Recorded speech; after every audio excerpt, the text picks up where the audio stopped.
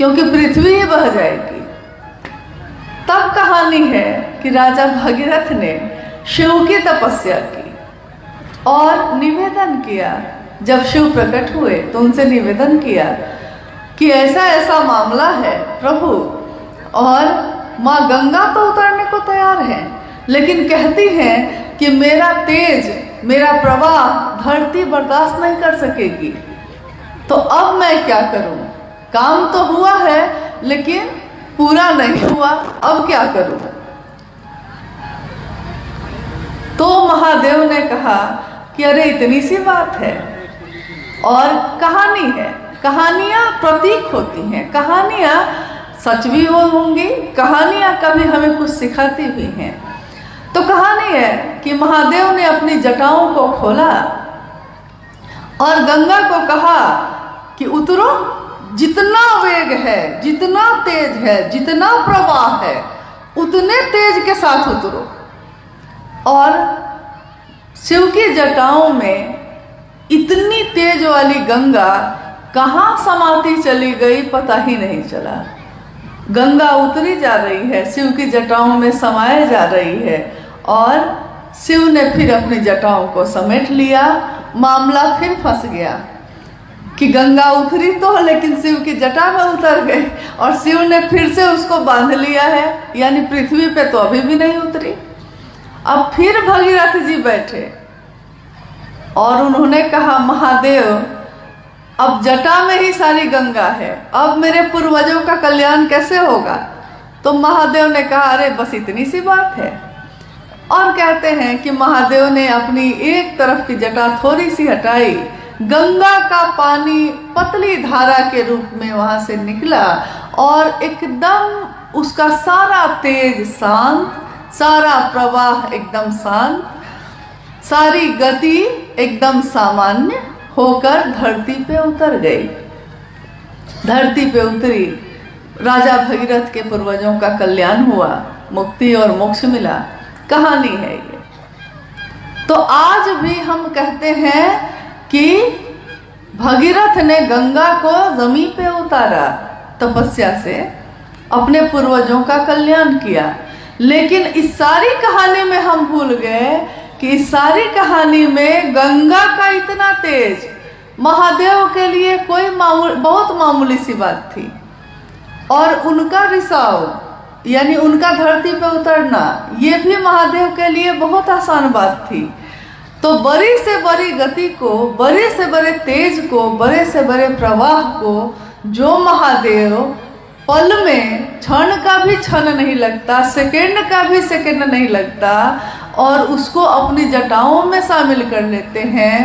आप कल्पना करिए सिर्फ कि इस धरती पे उस शिव को ही उतारा है साहब हरिंद्रानंद जी ने, तो उस साहब हरिंद्रानंद जी की ऊर्जा क्या होगी, जिसने शिव की शिष्यता को ही जमीन पे उतार दिया है। जमीन पे ही ऐसा वैसा नहीं उतारा, इतना उतारा, इतना उतारा कि आज घर घर में शिव की बात हो रही है। लोग, कोई भी आदमी अमीर हो, गरीब हो, किसी भी जाति, किसी भी धर्म का हो, शिव को अपना गुरु बना रहा है। अब इससे कोई फर्क नहीं पड़ता कि वो कैसे जीता है, क्या खाता है, क्या पीता है, कैसे रहता है, कैसा जीवन जीता है। महादेव को इससे कोई फर्क नहीं पड़ता। महादेव सबके भाव को ग्रहण करते हैं। कहते हैं महादेव के पास हृदय की हुंडी ही स्वीकार होती है। हृदय की हुंडी मतलब हृदय ही वहाँ स्वीकार किया जाता है। सामान का वहाँ कोई मोल नहीं है। बड़ी से बड़ी संपदा का, जिसने सबको संपदा बांटी हो, उसको हम क्या संपदा देंगे? जिसकी दया, जिसकी करुणा से फूल खिलते हैं, बारिश होती है, उसको हम क्या जल चढ़ाएंगे, हम क्या बेलपत्र चढ़ाएंगे? यानी महादेव भाव के भूखे हैं, भाव ही वहाँ ग्रहण होते हैं। और अभी अभी मैंने कहा कि आप कल्पना कर लीजिए कि जिस शिव के बारे में हम बात भी करने की बिसात नहीं रखते, तेरी चर्चा कर सकूं मैं इतनी बिसात क्या है। अभी अभी भाई क्या नाम है उनका, यीशु गोस्वामी जी हाँ गा रहे थे। बहुत दिनों बाद मैंने ये भजन सुना। साहब और दीदी नीलम आनंद जी भी इस भजन को गाती थी, या उनके सामने उस समय पुराने गुरु भाई लोग गाते थे। आजकल देखती हूँ कि पुराने भजनों का प्रचलन थोड़ा कम हो गया है, लेकिन जैसे ही ये भजन बजने लगा, साहब और दीदी की सारी स्मृति ऐसे उभर के आई कि लगा जैसे वो बैठे हैं और हम सब उनके सानिध्य में बैठे सुन रहे हैं कि हे महादेव, मैं आपकी चर्चा कर सकूं इतनी विसात भी मेरी नहीं है, आपको नमन भी कर सकूं इसके योग्य भी हम नहीं हैं, लेकिन तब भी आपकी चर्चा कर रहे हैं, आपको नमन कर रहे हैं। मामूली बात नहीं है ये। तो हम जिस चीज को बहुत मामूली समझते हैं, अरे चर्चा ही न है, चर्चा है कर लेंगे, महोत्सव न है आयोजित कर लेंगे, फटाफट करना है कर लेंगे, कौन सी बड़ी बात है, हम सोचते हैं। लेकिन हम उस समय ये नहीं सोचते कि हम किसकी बात कर रहे हैं। हम उस महादेव की बात कर रहे हैं जिनके बारे में दुनिया ने अनेक नामों से नवाजा है। महादेव को, एकमात्र महादेव को अघोरेश्वर कहा गया, यानी अघोर के भी जो ईश्वर है, अघोर जो कभी घोर नहीं होता, कुछ भी हो जाए वो परम शांत ही रहते हैं। अघोरेश्वर, अघोरों के भी ईश्वर। और अघोरा कहा गया माँ काली को, यानी शिव की शक्ति को, यानी शिव और उनकी शक्ति अघोर है, अघोरा है, बाकी सब है तो घोर है। लेकिन साहब हरिनानंद जी ने लिखा है और उन्होंने अपनी चर्चाओं में भी कहा है कि शिव क्या है, वो आवेश रहित आवेश है। आवेश रहित आवेश, ये पढ़ने पे समझ में नहीं आता है, लगता है कि कोई बहुत बड़ी बात हो रही है, लेकिन इसको समझने के लिए आप ऐसे समझ सकते हैं कि आवेश रहित आवेश का अर्थ ये होता है कि पूरी ताकत है, पूरी ऊर्जा है, यहाँ तक कि जितने भी आवेश यानी कि जितनी भी ताकत, जितनी भी शक्ति, जितनी भी ऊर्जा पैदा होती है वो एकमात्र महादेव के पास से ही पैदा होती है और कहीं से नहीं। जहाँ से सारी धाराएं निश्रित हुई हैं, जहाँ से सारे आवेश पैदा होते हैं, वो खुद शिव परम शांत अघोर है, अघोरेश्वर है, परम शांत है। लेकिन याद रखना है हम लोगों को, आवेश है, आवेश रहित बन के बैठे हैं। आवेश नहीं है ऐसा नहीं है, सारी चीजें वहीं से निकलती हैं। जैसे आपने देखा होगा कि हमारे घर में बिजली का तार लगा होता है, तो बिजली के तार के ऊपर रबर चढ़ाया रहता है। अगर वो रबर कहीं से कट जाए और आपका हाथ उससे छू जाए तो क्या होगा? इतना तो आप लोग जानते हैं कि क्या होगा, करंट लगेगा। कह रहे हैं भाई कि करंट लगेगा, और ऐसा वैसा नहीं लगेगा, जितना वोल्ट का उसमें रहेगा सप्लाई उतना वोल्ट का झटका लगेगा। अगर कम है तो हल्का लग के रह जाएगा, लेकिन अगर 440 है तो उसी में चिपक के रह जाते हैं लोग, नहीं। लेकिन उसी आवेश में, उसी ऊर्जा में रबर चढ़ा हुआ है या तांबा का तार से ऊपर से कवर किया हुआ है, तो छोटा बच्चा भी उस तार के ऊपर कूदता है, हाथ से उठा के इधर से उधर रख देता है, फेंक देता है, कोई फर्क नहीं पड़ता, उसको करंट नहीं लग रहा है। लेकिन करंट है उतना ही, 440 वोल्ट है उसमें, लेकिन उसके ऊपर एक परत चढ़ी हुई है जिसके कारण आप उसको छू सकते हैं, आप उसको पकड़ सकते हैं। प्लग उठा के आप प्लग को जिसमें लगाते हैं, जैसे ही प्लग अंदर लगता है उस करंट से उसका संपर्क होता है और पूरे तार में वो करंट आ जाता है। यानी आवेश पूरा का पूरा है वहाँ, लेकिन रबर चढ़ा हुआ है, इसलिए आवेश होते हुए आवेश रहित हैं। महादेव भी वैसे ही हैं। सारे काल को भी जिससे डर लगता है, सारी ऊर्जा का जहाँ से अक्षय स्रोत है वो, लेकिन हमारे आपके जैसे लोगों को के लिए कि हम उनको सुन सकें, हम उनको महसूस कर सकें, हम उनके बारे में बात कर सकें, वो महादेव आवेश रहित होकर बैठा है। तो दुनिया ने कहा कि भोला है ये, भोला बाबा, और किसी को कहा है दुनिया ने, सबको कहा है भगवान है, कोई गलती हो गई तो बड़ा दंड मिलेगा। लेकिन महादेव को तो हम शुरू से बाबा ही समझते आए हैं। महादेव तो अपने हैं, महादेव तो ऐसे हैं जिनको कैसे भी जल चढ़ाइए वो खुशी हो जाते हैं। यहाँ तक कि साहब ने एक बार एक कहानी सुनाई। कहा उन्होंने कि एक जंगल जैसी जगह पे छोटा सा एक मंदिर था। तो मंदिर में शिवलिंग की स्थापना थी, शिव का मंदिर था, शिवलिंग की स्थापना थी। तो चूंकि अब शिवलिंग है तो रात में वहाँ कोई रहता नहीं था कि कौन क्या लूट के ले जाएगा, और मंदिर में बड़ा पहरा रहता है, लेकिन जहाँ पे शिवलिंग की स्थापना हो वहाँ कोई पहरा नहीं रहता, क्योंकि सबको लगता है कि यहाँ से लूटेगा भी तो क्या लूटेगा, सोना चांदी तो है नहीं यहाँ। लेकिन ऐसा हो गया कि वहाँ किसी भक्त ने भाव में आके वहाँ सोने की घंटी लगा दी। अब जंगल में है, लेकिन तब भी उसके पहरा के लिए कोई वहाँ नहीं रुका। एक रात की बात है, एक चोर जिसका पेशा था चोरी करना, चोरी करके ही वो अपने घर को चलाता था, चोरी करने निकला। सब घर में वो अपना देख लिया, बेचारे को कहीं पे मौका नहीं मिला चोरी करने का, चोरी नहीं कर सका। अब बेचारा थक के, है वो चोर लेकिन है तो इंसान, भूख तो उसको लगती है, परिवार को तो भोजन उसको भी देना पड़ता है। तो जंगल के तरफ निकल गया और रोने लगा बैठ के कि हर जगह आज चले गए, कहीं कुछ नहीं मिला। तभी अंधेरे में वो जो सोने का घंटा लगा हुआ था, वो अंधेरा में सोना है चमका। तो देखने गया कि क्या चमका भाई अभी, तो उसने देखा कि सोने की घंटी लगी हुई है। नीचे पूरा अंधेरा था, तो सोना जैसा लग रहा है ये। उसने सोचा कि आज कुछ नहीं मिला तो चलो इसी घंटी को उतार लेते हैं और इसी को बेच के अपना काम चला लेंगे आज। अब नीचे क्या है उसको दिखाई नहीं दिया, और नीचे तो था शिवलिंग।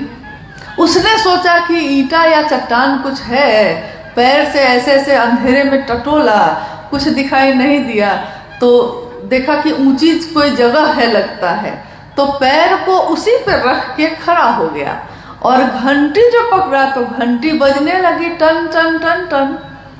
कहानी है कि महादेव प्रकट हो गए। महादेव ने कहा, मांगो क्या मांगते हो भाई, मैं तुमसे अति प्रसन्न हूँ। चोर घबरा गया, उसको लगा कि मेरे साथ ये क्या हो गया, आज तक तो ऐसा कभी हुआ नहीं, मैंने कोई भक्ति नहीं की, मैंने कभी महादेव का नाम भी नहीं लिया, और सीधे महादेव प्रकट होके कहते हैं कि अति प्रसन्न हूँ, ऐसा मैंने क्या कर दिया। तो उसने कहा कि प्रभु मैंने तो आपके लिए कुछ नहीं किया। महादेव ने कहा कि अरे क्या बात करते हो, लोग मुझ पे जल चढ़ाते हैं, धतूरा चढ़ाते हैं, बेलपत्र चढ़ाते हैं, तुमने तो अपने आप को ही चढ़ा दिया है। तो कहते हैं कि कहानी है कि भाई चोर ने जो मांगा मिला और वापस चला गया। सोचिए महादेव जिससे सारे देवी देवता डरते हैं, जिसकी पूजा राक्षस भी करते हैं, दुनिया जिनके आगे झुक के नमन करती है, वो महादेव किसी भी तरह से प्रसन्न हो जाते हैं। तभी मैंने कहा कि भोला कहते हैं हम उनको। और साहब श्री हरिनानंद जी ने उस शिव को जमीन पे उतार दिया। तो ये कौन सी तपस्या की होगी उन्होंने, और किन लोगों की मुक्ति और मोक्ष के लिए ये काम किया होगा, क्योंकि राजा भगीरथ ने तो अपने पूर्वजों के लिए किया था, लेकिन साहब हरिनानंद जी ने मेरे आपके जैसे असंख्य लोगों तक, जिसके पास भी ये संदेश पहुंचता है कि शिव मेरे गुरु हैं, तुम्हारे हो सकते हैं, उन असंख्य लोगों तक ये बात पहुंचाने की बात की है। और प्रतिदिन लाखों व्यक्ति, लाखों लोगों से, यहाँ तक कि इस पल जब यहाँ ये चर्चा घटित हो रही है, इस समय में भी कितने जगह पे कोई ना कोई गुरु भाई, कोई ना कोई गुरु बहन अभी अपने गुरु की बात कर रहा होगा और शिव के शिष्य होने की घोषणा हो रही होगी उसकी। जागा जागा महादेव से वो जगह जग रहा होगा। आज भी अभी भी यानी पल प्रति पल प्रतिदिन लाखों की संख्या में शिव के शिष्यों की घोषणा हो रही है, शिव की शिष्यता बढ़ती चली जा रही है। लेकिन आपने कभी सोचा है कि क्या मेरे करने से ऐसा हो रहा है, या आपके करने से ऐसा हो रहा है, या जो आज घोषणा कर रहे हैं उनके करने से ऐसा हो रहा है? जी नहीं। इसमें ऊर्जा उसी की काम कर रही है जिसके तार है हम लोग, बस और कुछ नहीं है हम लोग। वो तार जिस दिन कट गया ना तो बिजली का सप्लाई भी बंद हो जाएगा। हम लोग बस तार हैं, साहब उसका ट्रांसफार्मर है, और हम लोग के पास जितना हम सह सकते हैं, जितना हम बर्दाश्त कर सकते हैं, उतना सप्लाई वो देते रहते हैं। ऊर्जा शिव की जो उनके दिल में उतरी, जो नमः शिवाय के रूप में सांसों में उतरी, उसको उन्होंने विश्व मानव के कल्याण के लिए, विश्व मानव के लिए कि वो शिव का शिष्य हो सके, इस धरती पे उतारा। और आज चाहे वो गढ़वा का जंगल हो, पहाड़ हो, घर हो, शहर हो, या दुनिया का कोई कोना हो, आज महादेव की बात हम कितने गर्व से करते हैं, कितनी खुशी से करते हैं। सोचिए, जब इतनी खुशी से करते हैं और वो महादेव सब कुछ देने वाला है, तब हम दूसरों के पास क्यों भटकते हैं? कभी कभी कोई कहता है कि कोई महादेव को छोड़कर उधर चला गया, कोई महादेव की शिष्यता छोड़कर उधर चला गया, यानी किसी और मत में, किसी और चीज़ों में चला गया। मैं हमेशा सोचती हूँ उस समय कि कहते हैं कि कल्पतरु है वो। कल्पतरु का अर्थ होता है एक ऐसा पेड़ जिसके नीचे जब आप खड़े हो जाइए तो आपके मन में जितनी इच्छाएं पैदा होंगी वो सारी इच्छाओं की पूर्ति करता चला जाता है। कल्पतरु है शिव, और शिव के छाया के तले खड़े होकर, शिव के नीचे खड़े होकर हम भिक्षा का पात्र लेकर दूसरों के सामने क्या मंडरा रहे हैं? कौन है उनसे बड़ा? एक बार एक फकीर एक राजा के पास गया, राजा के दरबार में गया। फकीर बेचारा बहुत आर्थिक संकट में था तो फकीर, जीवन में कुछ था नहीं, अब खाने को भी नहीं था। उसने सोचा क्यों नहीं राजा के पास चलते हैं, राजा तो प्रजा की रक्षा करता है ना, तो राजा कुछ तो दे देगा मुझको। तो राजा के पास चला गया। राजा के पास जब जाता है तो दरबार उसको रोक देता है, कहता है कि अभी राजा भगवान की पूजा कर रहे हैं। तो फकीर ने बोला कि भगवान की पूजा कर रहे हैं, कोई विशेष प्रयोजन है या प्रतिदिन करते हैं इसलिए कर रहे हैं? दरबार ने कहा कि नहीं, राजा बड़ा दुखी है, उनकी संतान को सुख मिले इसके लिए आज वो पूजा कर रहे हैं। फकीर ने कहा ठीक है, तब अब मैं चलता हूँ। दरबार ने कहा कि अरे अभी तो आए थे, अभी राजा उठ जाएंगे तो जो तुमको मांगना होगा मांग लेना। फकीर ने कहा कि जो खुद ईश्वर से मांग रहा है तो उससे मैं क्या मांगूं, मैं भी खुद ही ईश्वर से मांग लूंगा। तो देखिए, यहाँ कोई दूसरा हमको क्या दे सकता है, लेकिन वो महादेव वो भी दे सकता है जो हमारे भाग्य में नहीं होता, जो हमारे किस्मत में नहीं होता। वो कौन दे सकता है? तो वो महादेव दे सकते हैं। क्यों दे सकते हैं? क्योंकि सबसे बड़ा मास्टर वही हो सकता है जिसने इस दुनिया को बनाया हो। जो बनाता है उसी को पता होता है उसके हर चीज का। देखा होगा आपने कि कोई बढ़ई है, वो टेबल बनाया है या पलंग बनाया है, मान लीजिए पलंग बनाया है। अब वो पलंग में कहीं कहीं कुछ खराबी हो रही है तो आप उसी बढ़ई को खोजने जाते हैं। क्यों? क्योंकि दूसरे बढ़ई को बुलाइएगा तो उसको खोजना पड़ेगा, कौन काटी कहाँ लगा है, कैसे लगा है, कैसे ठोका गया है। लेकिन जिसने बनाया है उसको पूरा का पूरा पता है कि कहाँ बड़ी कांटी लगी है, कहाँ छोटी, कहाँ कौन लकड़ी लगी है, कहाँ कौन तख्ता लगा है, सब पता है उसको। तो सबसे अच्छा वही बना सकता है। महादेव की इच्छा से ये सृष्टि बनी, महादेव की इच्छा से ये दुनिया बनी, तो महादेव से अच्छा कौन जानेगा कि मेरे मन की बीमारी कैसे ठीक होगी? क्योंकि महादेव को मेरे रोम रोम का पता है, हर चीज का पता है। और वो जिनके बारे में कहा जाता है कि करता करे न कर सके, शिव चाहे सो होए, 3 लोक 9 खंड में शिव से बड़ा न कोई। शिव से बड़ा कोई भी नहीं है तीनों लोकों में, 9 खंडों में। तो जो वो चाहते हैं, शिव की इच्छा में ही बल है, जो शिव चाहते हैं वही होता है। तो जब हम शिव के पास खड़े हैं, जब शिव हमारे गुरु हैं, जब वो शिव ही हमको सब कुछ दे सकते हैं जो मेरे लिए जरूरी होगा, तो हम दूसरों के पास क्यों भटक रहे हैं?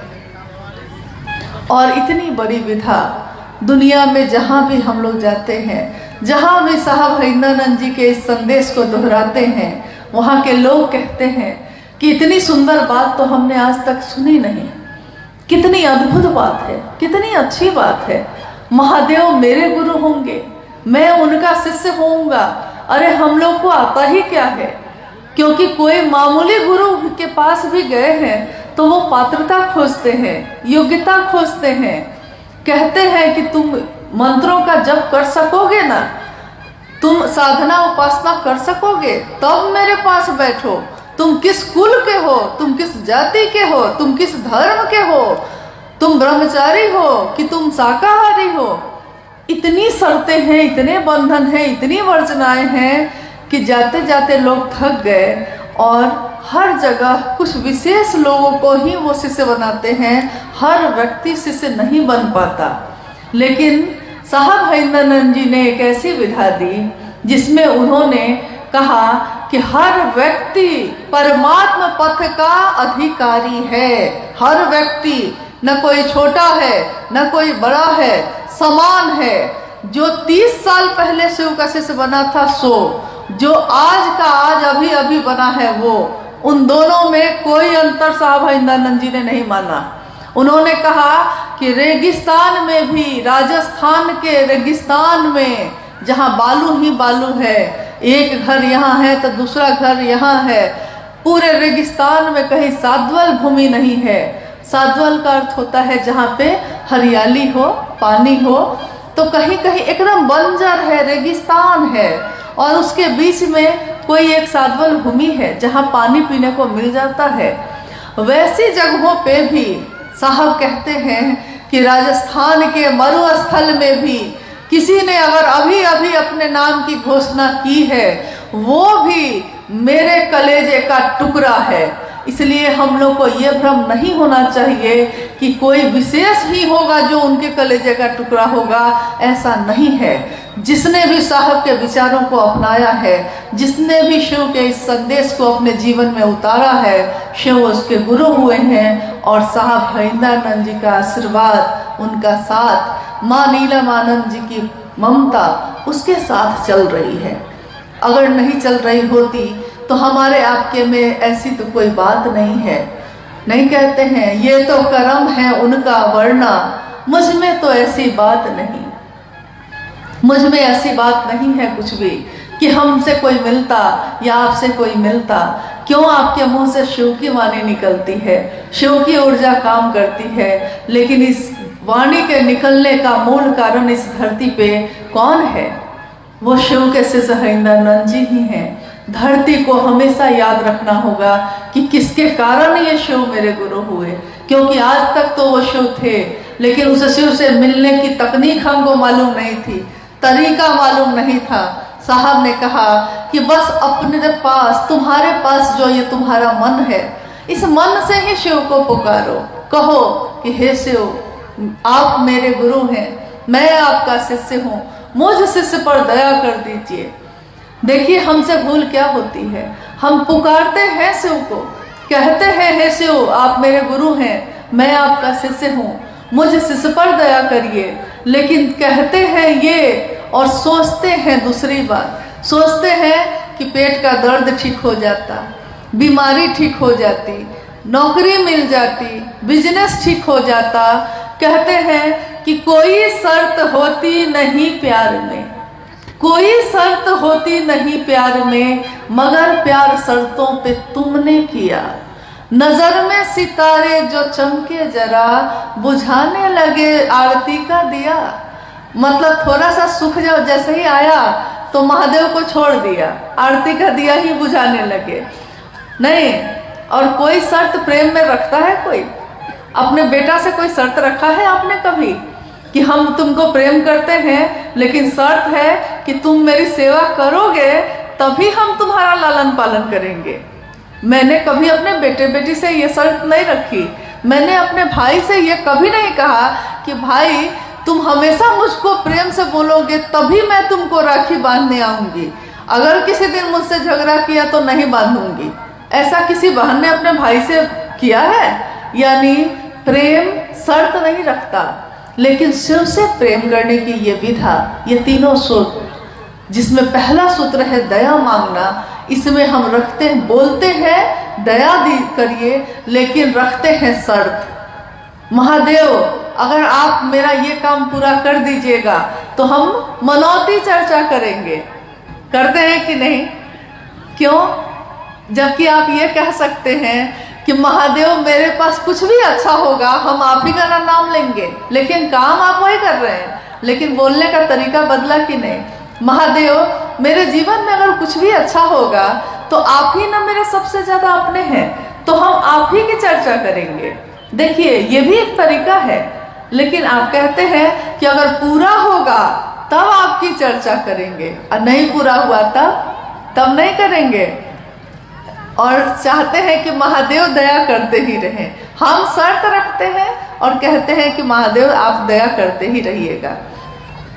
और महादेव की दया एक शिष्य पर जब हो जाती है तो उस शिष्य में कोई गुरु अपने शिष्य को अपने जैसा बनाता है।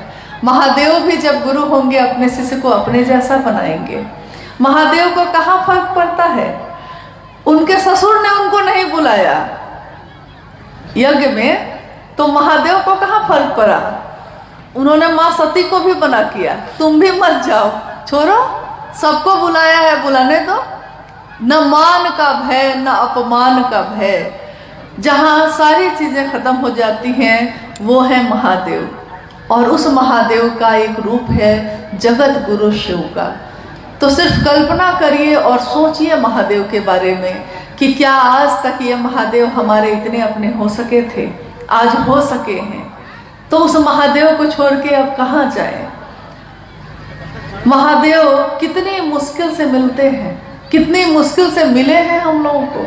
न जाने हम लोगों ने कितने जन्म लिए होंगे, न जाने कौन सा कर्मफल होगा कि ये मानव का तन मिला है, इंसान का शरीर मिला है, तब कहीं जाकर शिव गुरु के रूप में मिले हैं।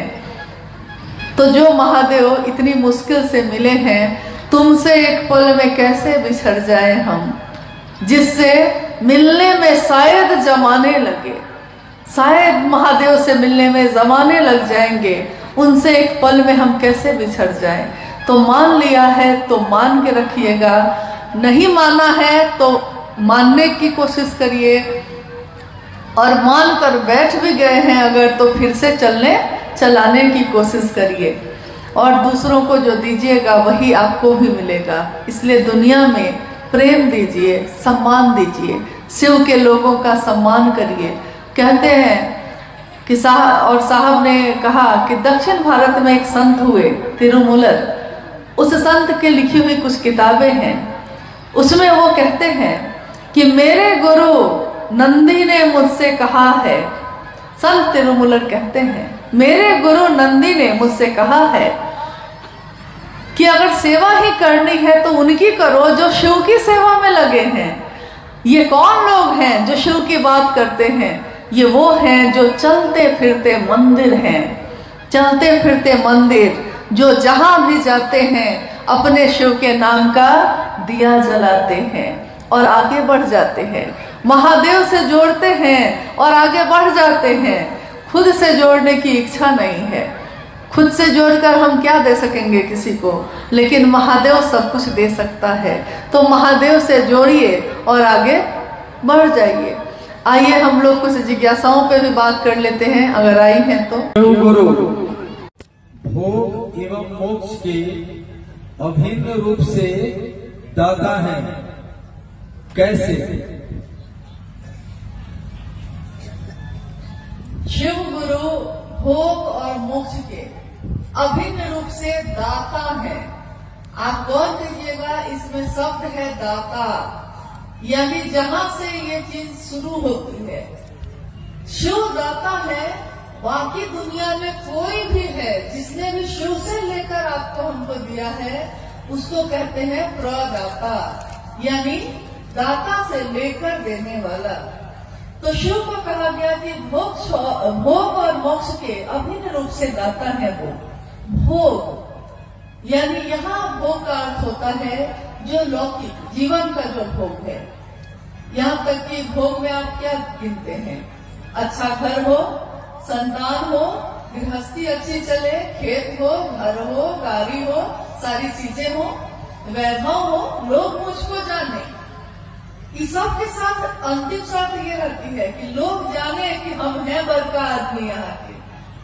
आप सोचिए तो आखिर लोग घर सुंदर से सुंदर बनवाते हैं, लेकिन मैंने कितनी बार देखा है कि इसके लिए नहीं बनवाते हैं कि उनको मन है, वो इसके लिए बनवाते हैं कि बाकी गांव के लोगों का घर कैसा है पहले देख लेते हैं और देखते हैं कि अच्छा इससे बढ़िया घर हम बनवाएंगे। हमको उसको दिखाना है कि उससे बढ़िया घर बनाएंगे, तो वो उससे बढ़िया घर बनाते हैं। तब तक तीसरा आदमी शुरू कर देता है तो वो इससे भी बढ़िया बनवाता है। इसका कोई अंत नहीं होता। तो भोग यानी कि सारी चीजों का एक दिन अगर कोई वैराग्य किसी के मन में पैदा हो जाए तो वो सब चीजों का त्याग कर देता है। अपना घर गृहस्थी भी छोड़ देता है, अपना वैभव भी छोड़ देता है, साधु का वेश पहन के रास्ते पे निकल जाता है, किसी आश्रम में चला जाता है। लेकिन एक ऐसा भोग है जिसको वो कभी भी नहीं छोड़ पाता। वो कौन सा भोग है? सम्मान का। सम्मान नहीं छोड़ पाता वो। आपने सुना होगा कि परशुराम जो शिव के शिष्य हुए वो भी, तो परशुराम जी इसी के लिए विख्यात थे कि प्रणाम नहीं किया तो श्राप दे देते थे सीधे। ऐसे कितने ऋषि कुल में भी लोग हुए, सम्मान नहीं छोड़ पाए। किसी ने प्रणाम नहीं किया तो आप इतने क्रोध में आए, किसी ने कुर्सी नहीं दी तो कहा इतने ही पे मेरा अपमान हो गया। आप कुर्सी की बात करती हैं। एक बार उस समय संयोजक पद हुआ करते थे गुरु भाई गुरुमानों के बीच, तो बिहार से कुछ गुरु भाई लोग साहब के पास आए हुए थे। साहब उस समय पटना में रहते थे। तो घर में छोटी सी जगह थी, घर में चाय बन रही थी अंदर सबके लिए। साहब ने कहा सबके लिए चाय बनवा दो, तो चाय बनी, चाय सबको दी गई। गलती से एक आदमी जो संयोजक थे गलती से छूट गए। अब मान लीजिए आप लोग सब बैठे हैं, मैं चाय लेके जाऊं और कोई एक आदमी तो गलती से छूट सकता है ना, तो अगर छूट गया है तो हम लोग मांग लेते हैं, अरे भैया हम छूट गए, हमको दे दीजिए। लेकिन उस गुरु भाई ने मांगा नहीं। मांगेंगे कैसे? मांग लिए तो अपमान हो जाएगा। साहब के यहाँ बैठे हैं, चाय सबको मिल गई, गलती से छूट गए। उस समय वो कुछ नहीं बोले, लेकिन अपने घर लौट कर जब गए तो उन्होंने साहब के नाम एक लंबी सी चिट्ठी लिखी और उस चिट्ठी में उन्होंने कहा कि आपके घर में मेरा बहुत अपमान हुआ। मेरे सामने सबको चाय दी गई और मुझको सिर्फ छोड़ा गया, तो मैं आज से संयोजक का पद छोड़ता हूँ। साहब बड़ा हंसे। उन्होंने कहा कि बताओ, महादेव की बात करने वाले का मन इससे एक चाय की प्याली से टूट गया। मतलब छोटी सी बात पे बरसों के याराने गए। नहीं, छोटी बात पे ही बरसों से दोस्त यार हैं, मामूली सी बात होती है, उसी में जो दिन रात एक साथ खाते पीते थे मुंह फुला के बैठ जाते हैं। तो भोग की बात मैं कह रही थी कि भोग यानी सम्मान सबसे बड़ा भोग है। आप बताइए कि और चीजें आपके पास है या नहीं है, ये नहीं पूछ रहे हैं, लेकिन सम्मान है कि नहीं। कहीं भी आप महादेव की बात लेकर जाते हैं तो कोई आपसे घृणा करता है क्या? आपका अपमान करता है, कुर्सी देता है बैठने को, यहाँ तक कि अगर गुरु बाहर चले जाए तो घर के अंदर भी अनजान लोग भी अपने घर के अंदर बैठा लेते हैं कि महिला है, घर के अंदर बैठा लेते हैं, आपसे उनकी चर्चा कर लेते हैं। गुरु भाई कहीं जाते हैं तो दरवाजे पे गांव के लोग जुट जाते हैं, अरे इनको चाय पिलाओ, कितना सुंदर बात कर रहे हैं, महादेव की बात कर रहे हैं, तो चाय पिलाओ, खाना खा के जाइए भाई जी। यानी जहाँ कोई पूछता भी नहीं था मुझको, इसी रास्ते से कर कितनी बार गुजर जाते, क्यों कोई मेरे रहने की व्यवस्था करता, क्यों कोई मेरे लिए खाना बनाता। लेकिन इससे बड़ा भोग और क्या होगा इस धरती पे? सम्मान। गुरु भोग देते हैं, गुरु के नाम पे शिष्यों को सम्मान मिलता है, मोक्ष देते हैं। मोक्ष मतलब मुक्ति, जन्म और मरण के चक्र से मुक्त हो जाना, मोक्ष प्राप्त कर लेना, यानी बार बार जन्म नहीं लेना पड़ेगा, शिव में ही मिल जाएंगे, ऐसा हो जाएगा। महादेव वो भी दे देते हैं। चलिए आपकी यही इच्छा है तो आपकी यही इच्छा पूरी होगी। लेकिन एक बार साहब ने पूछा चर्चा स्थल पे कि शिव के शिष्यों को अगर गुरु भोग और मोक्ष दोनों देंगे, दोनों दे देंगे, लेकिन जिसने शिव को चाहा है, जो शिव के नाम पे दीवाना है, मस्त है, पहले गुरु महाराज ने कहा कि हम लोग मस्त हैं, महादेव की बात करके हम लोग मस्त रहते हैं। देखिए, जो गुरु के नाम पे मस्त है, दीवाना है, उसको गुरु अगर भोग और मोक्ष दोनों अभिन्न रूप से एक साथ देते हैं, वो लेगा कि नहीं लेगा? क्या करेगा? जिसको शिव से लगन लग गई हो, जो शिव से ही लगन लगा बैठा हो, सूरती के डोरिया गगन बीच लागल, कोई गेले गुरु से स्नेह हो, गुरु से स्नेह हो गया है। सुरती की डोरी यानी यादों की जो डोरी है, कहाँ लग गई है? तो गगन बीच लागल, गगन के बीच जो शिव है ना, वो केंद्र में जो है, मेरी याद, मेरे दिमाग की हर चीज, मेरे दिल की हर चीज वहीं पे लग गई है। तो जो वहां लग गई है, तो उसके बाद महादेव कहते हैं ये भी लोगे कि क्या? तो अब चाहत ही नहीं है। साहब कहते हैं कि जिसने शिव को चाह लिया, उसको शिव भोग और मोक्ष देंगे भी, तो वो लेता कहाँ है? और जन्म भी वो बार बार लेना चाहता है, मोक्ष नहीं चाहता है। मोक्ष लेंगे तब तो खत्म ही हो जाएगा मामला, फिर महादेव का काम तो बहुत बाकी है। तो खाली इसी जन्म में करना है कि अगले जन्म में भी करेंगे हम लोग, कि जन्म जन्म तक ये करते रहेंगे। शिव के लोग शिव का आदेश जन्म जन्म तक करते रहेंगे। तो मोक्ष भी देने आ रहे हैं महादेव, तो हम लेने को तैयार नहीं है। महादेव भी कहते हैं कि हमेशा हमको पागले लोग से पाला पड़ता है। कोई उनके यहाँ ढंग है, भूत है, बेताल है, पिशाच है, देवता भी है, गंधर्व भी है, सब अलग अलग तरह के लोग हैं। उनको भी लगता है कि देखिए, तो गुरु भोग और मोक्ष दोनों अभिन्न रूप से देते हैं। हाँ, अगर आप लेना चाहिए तो अब आप लेना क्या चाहते हैं? बात तो ये है। अगली जिज्ञासा है कि शिव की पूजा एवं चर्चा में क्या अंतर है, समझाने की कृपा की जाए। जिज्ञासा आपने सुनी, शिव की पूजा और शिव की चर्चा में क्या अंतर है? शिव ही है, एक ही सत्ता है शिव। पूजा भी हम कर रहे हैं तो शिव की कर रहे हैं, और चर्चा भी कर रहे हैं, यानी गुरु रूप की चर्चा कर रहे हैं, गुरु मानकर शिष्य बनकर चर्चा कर रहे हैं, तो शिव की कर रहे हैं। लेकिन एक भारी अंतर है दोनों में। भारी अंतर ये है कि शिव की पूजा में श्रद्धा चाहिए, विश्वास चाहिए, समर्पण चाहिए। शिव की पूजा यानी कि पूजा में हमारे बुजुर्ग कहते हैं, हाथ जोड़ के सिर झुकाओ, आंख बंद करो, मन महादेव पे लगाओ, विश्वास रखो, विश्वास करो, समर्पण करो, श्रद्धा रखो, तब होती है शिव की पूजा। और शिव की चर्चा में विश्वास नहीं है तब भी कोई बात नहीं है, श्रद्धा नहीं है तब भी कोई मामला नहीं है, समर्पण नहीं है तब भी कोई फर्क नहीं पड़ता है। यानी साहब महेंद्रानंद जी कहते हैं कि अविश्वास में, अश्रद्धा में, संशय में, विचारों में ही नहीं कुविचारों में भी शिव आपके गुरु हो सकते हैं। सिर्फ एक विचार, कुविचार मतलब कि महादेव के लिए अगर खराब भी सोच आप रखते हैं ना, तब भी वो महादेव आपसे रिश्ता जोड़ लेता है। आप कुछ भी सोच के सकिए, लेकिन लोहा अगर सटता है पारस से तो सोना ही बनता है। वो कैसे भी सके, तरीका चाहे उसका जो हो। यानी शिव की पूजा में श्रद्धा चाहिए, विश्वास चाहिए, समर्पण चाहिए।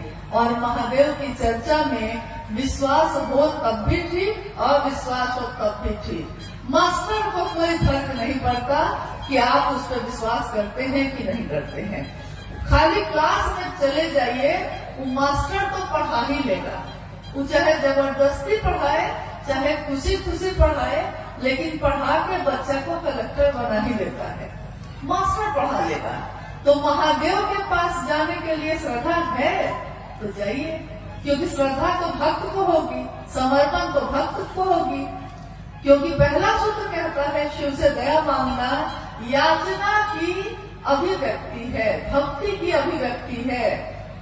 दया मांगना, याचना करना भक्ति की अभिव्यक्ति है। और भक्त कौन होता है? हम लोग अमूमन बोलचाल की भाषा में कहते हैं कि अरे ये अमुक चीज के भक्त हैं, ये इनके भक्त हैं। लेकिन भक्त होना बहुत बड़ी बात होती है। हम जब कहते हैं कि कोई विचार में शिव को गुरु माना है, विचार भी जब घने होते हैं, घनीभूत होते हैं, तब वो भाव बनते हैं। भाव भी जब घनीभूत होते हैं तब वो प्रेम बनता है। प्रेम भी जब घनीभूत होता है तब कहीं जाके भक्त होता है, तब भक्ति होती है। तो क्या वैसी भक्ति हम लोग की है कि शिव नहीं तो कोई नहीं? क्या उमा के जैसा है कि वरहू शंभु नहीं तो रहूं कुंवारी, वरण होगा तो सिर्फ शिव का नहीं तो किसी का नहीं होगा? क्या ऐसी भक्ति है? अगर है तब भी शिव के लिए है आप, और नहीं भी है अगर, तो ये रास्ता बहुत सरल है कि गुरु मान लीजिए। तू गुरु बनाना हो जेकर देहल चोला बा, दुनिया का भी तोहके देवे वाला भोला बा। तो दुनिया क्या देती हमको?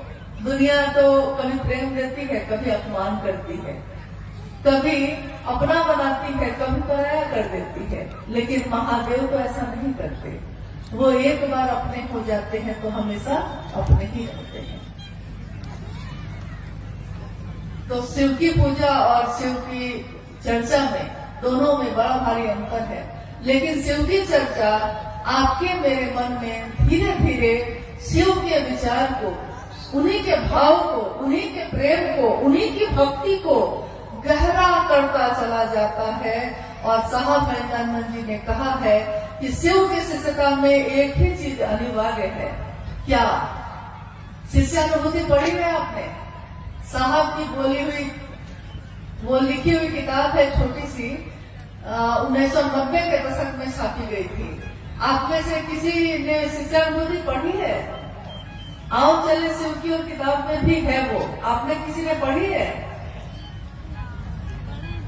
गढ़वा में कोई पढ़ा ही नहीं शिष्यानुभूति,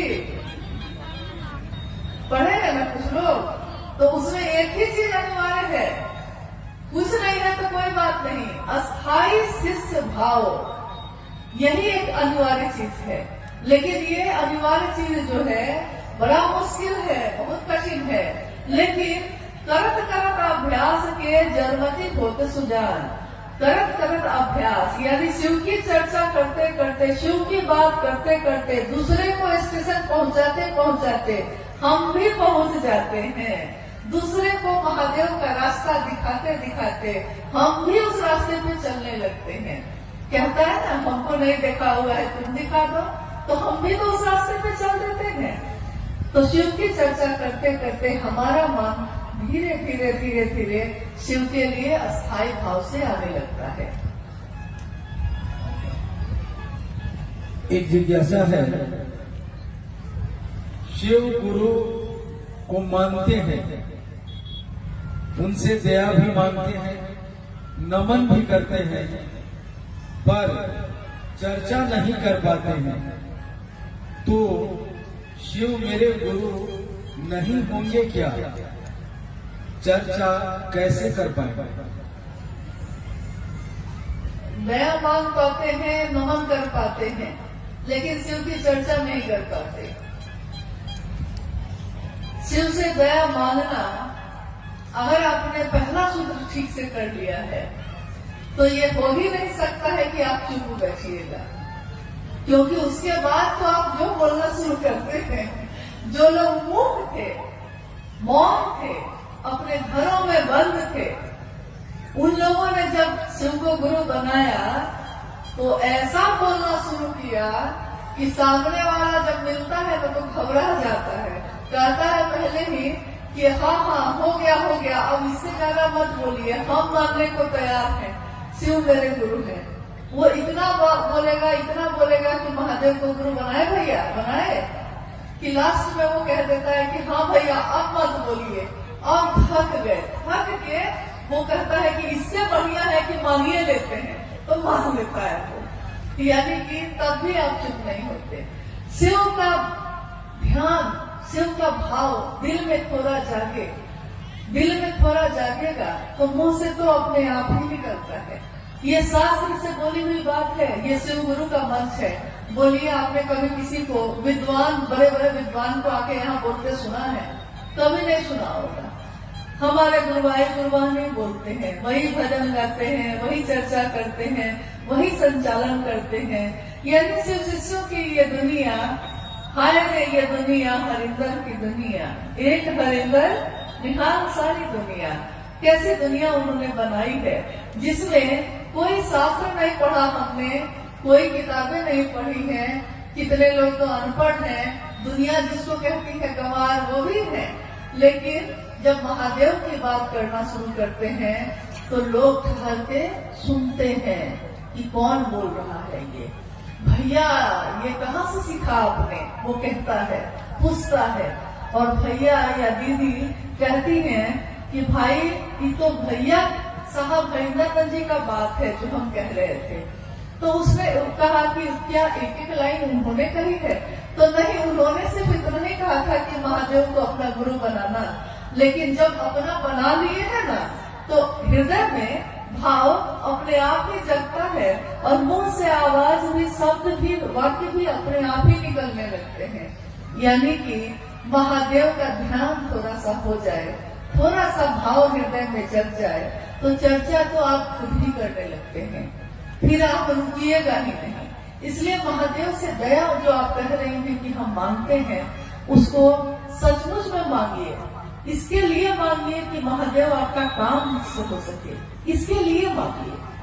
बाकी तो उनकी दया से ही सब कुछ हो जाता है। आप खुद सोचिए, साहब के जीवन में, अभी आपने थोड़ी देर पहले सुना, शिव की शिष्यता की पृष्ठभूमि, व्याप्ति, प्रयोजन, यानी साहब के जीवन की घटनाओं के बारे में आपने सुना।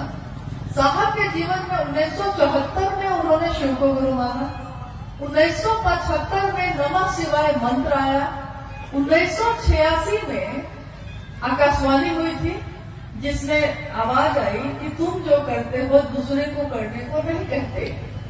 और उसके बाद, इस घटना के बाद से साहब दूसरों से भी कहने लगे। हालांकि 1982 से उन्होंने शिव की बात शुरू कर दी थी, लेकिन 1986 के बाद से ये बात बहुत रफ्तार से होने लगी। लेकिन पहला सूत्र क्या है? क्योंकि कहा जाता है कि गुरु का आदेश शिष्य के जीवन का आधार होता है, तो इस तरीके से तो आकाशवाणी जो हुई थी, गुरु का आदेश तो वही था, पहला सूत्र तो वही होना चाहिए था। लेकिन पहला सूत्र क्या हुआ? शिव से दया मांगना। यानी शिव से दया मांगना, साहब ने कहा कि मैंने अपने जीवन की घटनाओं से ये समझा है कि ये नमः शिवाय का आना और जाना, ये भी शिव की दया है। ये आकाशवाणी का मुझको प्रेरित करना महादेव के काम को करने का, ये भी महादेव की दया है। मेरे मन में इस श्लोक का गूंजना कि गुरु र ब्रह्मा, गुरु र विष्णु, गुरु र देवो महेश्वर, गुरु साक्षात पर ब्रह्म तस्मै श्री गुरुवे नमः। और मेरे मन में गुरु भगवान होते हैं तो भगवान गुरु क्यों नहीं है, भगवान को ही गुरु मान लिया। ये प्रेरणा मेरे मन में भरने वाले शिव की दया है।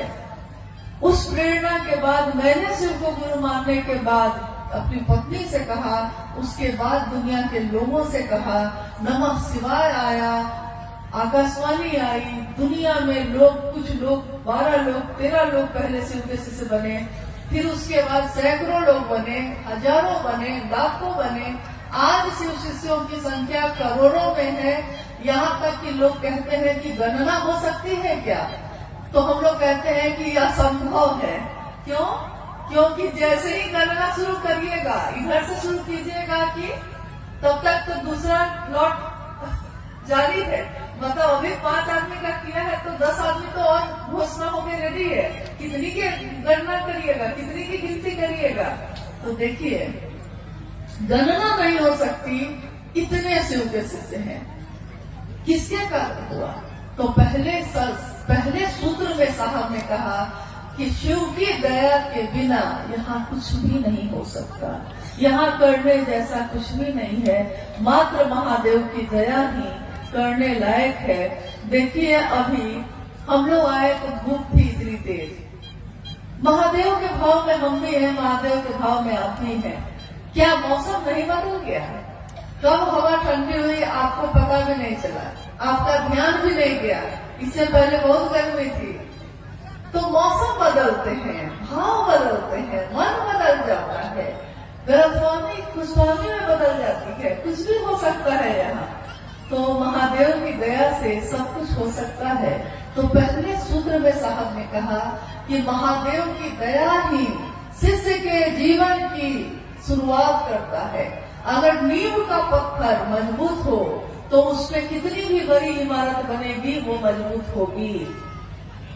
नींव का पत्थर यानी कि घर जब हम बनाते हैं तो घर बनाते समय नीचे नींव बनाते हैं, तो नींव बहुत मजबूत बनाते हैं, क्योंकि हम कहते हैं कि नींव मजबूत होगा तब ना दीवार भी मजबूत होगी। तो शिव से दया मांगना उसी नींव की तरह है। अगर शिव से दया मांग लिया है ठीक से, मन से, इसके लिए कि आपका काम हो सके, तो चर्चा तो आप ढूंढछाड़ करिएगा और नमन में तो आपका मन दिन रात रहेगा ही रहेगा। इसके सिवा और कोई चारा नहीं है। अब क्या आएगा? हाँ, एक अंतिम जिज्ञासाएं तो बहुत हैं, लेकिन हम सभी समय में बंधे हैं, इसलिए एक अंतिम जिज्ञासा है कि हम गुरु भाई बहनों, हम गुरु भाई गुरु बहनों के जीवन में महाशिवरात्रि का क्या महत्व है?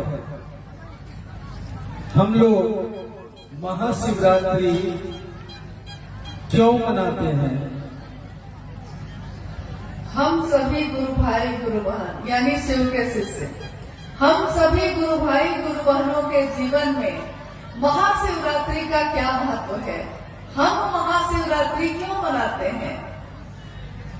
जब साहब मधेपुरा में रह रहे थे उसी समय मां नीलमानंद जी ने कहा कि हमने शिव को गुरु बनाया है तो हम लोग को शिव के लिए कुछ करना तो चाहिए, तो हम क्या कर सकते हैं? और कमरे में कुछ लोगों के साथ शिव चर्चा शुरू हो चुकी थी। तो साहब ने कहा कि भाई क्या किया जाए बताओ। मां नीलम ने कहा कि शिवरात्रि का आगमन हो रहा है, क्यों नहीं हम सभी जो कुछ गुरु भाई गुरु बहन हैं हम मिलकर शिवरात्रि का आयोजन करें। तो साहब ने कहा कि ठीक है किया जाए, लेकिन उस समय ज्यादातर जगहों पे हरे रामा हरे कृष्णा का बोल चलता था। यहाँ तक कि माँ दुर्गा के मंदिरों में भी, शिव के मंदिरों में भी हर जगह हरे रामा हरे कृष्णा होता था। तो साहब ने कहा कि यार इन महाशिवरात्रि का आयोजन है, शिव की पूजा करेंगे, लेकिन बोल क्या होंगे, हम बोलेंगे क्या उसमें? तो मां नीलमानंद जी ने लिखा हर भोला भोला भोला भोला हर हर, हर शिवा शिवा शिवा हरा हरा। और इसी धुन पे उस समय शिवरात्रि का आयोजन हुआ। सभी लोगों ने इस धुन पे को गाया। उसके बाद साहब आ गए पटना। पटना में जो उनका घर था वो छोटा सा फ्लैट था।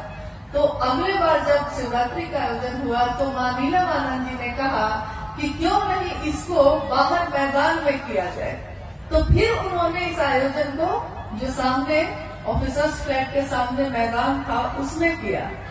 और उसी में जो छोटा सा माइक लगा हुआ था हरबोला करने के लिए, जब कुछ देर का हरबोला हो गया तो उस समय हरबोला की समाप्ति के बाद उसी माइक से साहब ने जो लोग वहां जमा थे उन लोगों के बीच शिव की चर्चा की।